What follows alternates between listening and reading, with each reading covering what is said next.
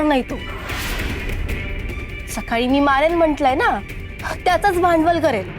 नाही, विनू बेरकी आहे यात काही शंकाच नाही. आणि शेवटी जे आडात असतं तेच पोहऱ्यात उतरणार ना. भाऊजी बिलंदर, जाऊबाई चुगलखोर, त्यांचा अर्क कसा निपजणार? विण्यासारखाच. नाही, त्या विण्याला काय व्हायचंय ते होऊ दे, पण त्यांनी असंच सांगायला हवं की त्याच्यावर हल्ला सखूनेच केला, म्हणजे त्या सखूला बरोबर अडकीत त्यात धरता येईल. काहीही झालं तरी सखूला शिक्षा व्हायलाच हवी.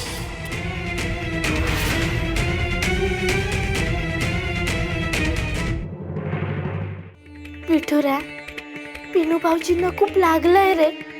मला खूप वाईट वाटतंय. ते किती चांगले निर्मळ मनाचे, मग त्यांना त्रास का?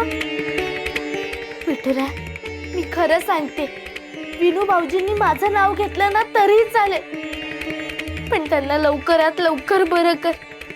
त्यांना लवकर शुद्धीवर आण. बस, आणखी काही नको मला.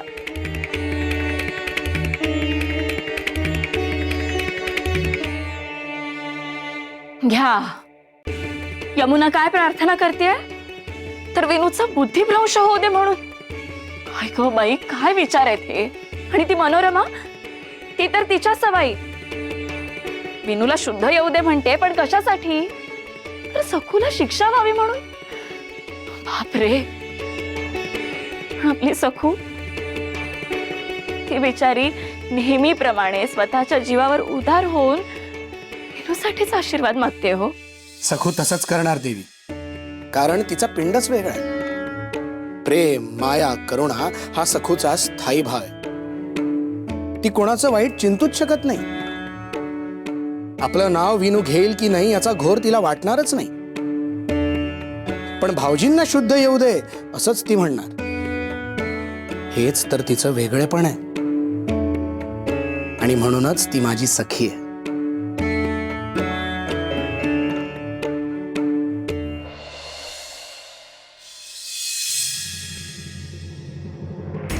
माझं बाळ विनू, अहो कधी शुद्धीवर येलो हा. मला ना भीती वाटते. अगं, मलाही काळजी वाटते ग. तू जरा धीर धर ना.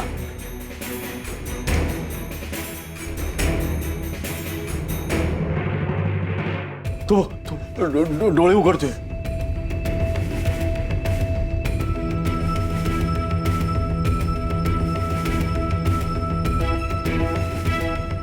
विनू बाळ, हे विनू, विनू, मला न घाबरता सांग, काल रात्री नेमकं काय घडलं होतं?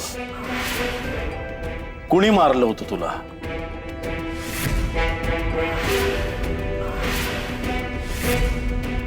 अरे, जे खरं आहे ना ते मला न घाबरता सांग. तू काय झालं होतं? कुणी मारलं तुला?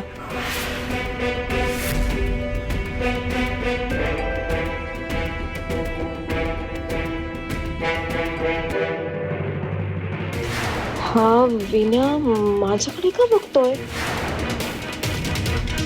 यमुना,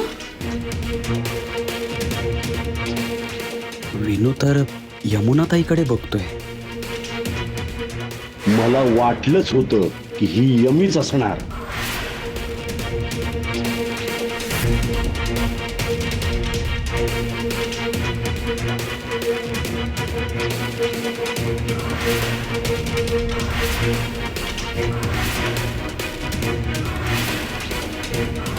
आता हा सखूकडे बघतोय.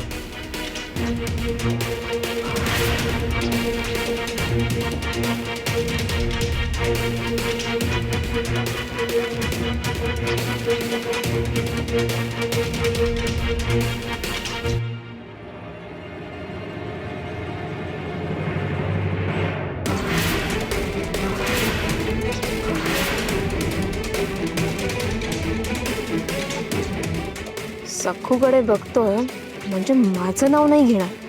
मी सुटले. विनू बाळ, घाबरू नकोस.